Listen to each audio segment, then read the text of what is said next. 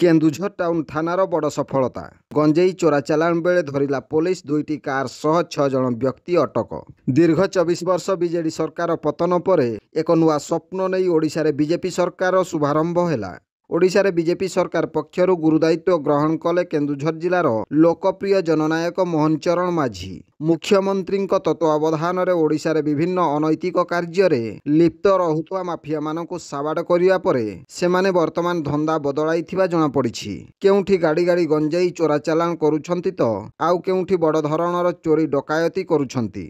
ठीक सेहीपरि एक दृश्य देखिबा पई मिलिछि केन्दुझर जिले में। केन्दुझर टाउन निकट 49 नंबर जातीय राजपथर जुड़िया घाटी रे गंजेई चोरा चालाण हेउथुबा 2टी कार को जबत कला पुलिस। बेआईन भावे लक्ष लक्ष टंकार गंजेई नहीं माफिया माने फेरार होउथुबा बेले उक्त घटना रे संपृक्त थिबा 6 जन व्यक्ति को पुलिस अटक रखिथिबा जଣା पड़िछि। ब्यूरो रिपोर्ट जनजागरण ओडिया।